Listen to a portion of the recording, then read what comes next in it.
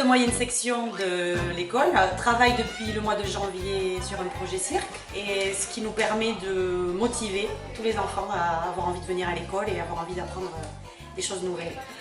Beaucoup de mamans m'ont dit dernièrement que les enfants se levaient tout contents le matin pour venir à l'école, parce que le thème du cirque leur plaît énormément. À travers un thème commun, on travaille tous les domaines exigés par les programmes de l'éducation nationale.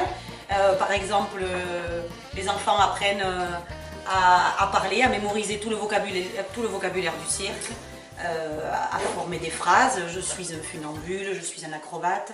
Ils ont écrit. Au niveau des mathématiques, pour résoudre des problèmes, on résout tout simplement le problème d'un clown qui a perdu des balles et il faut aller chercher les balles qui lui manquent. Par exemple, pour travailler les formes et les grandeurs, on a fabriqué encore une fois un clown avec des rectangles, des triangles, des carrés. Tout ça unit les enfants dans un même projet et les motive. On a même travaillé avec l'anglais, avec notre professeur d'anglais Édouard, à dire déjà des phrases sur la description d'un personnage de cirque. Et c'est une séance qui a très bien fonctionné, qui plaît beaucoup aux enfants. My clown has a yellow mouth. Good, well done. My clown has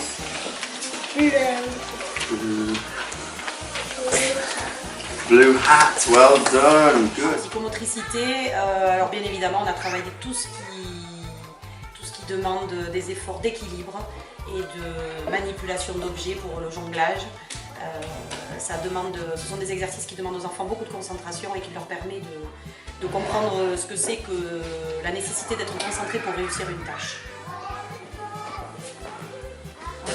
En mathématiques par exemple, les enfants sont en train de fabriquer un livre à compter, avec uniquement des personnages du cirque. Encore.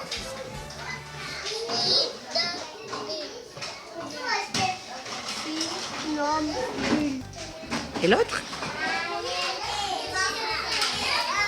Encore. Écoute.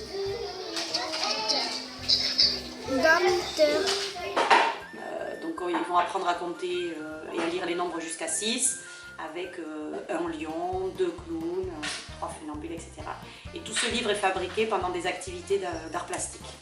Chaque enfant peut travailler à son rythme et à son niveau de compétences. Par exemple, dans le domaine de l'écrit, certains enfants travaillent encore avec des lettres majuscules, car les autres travaillent déjà avec des lettres minuscules.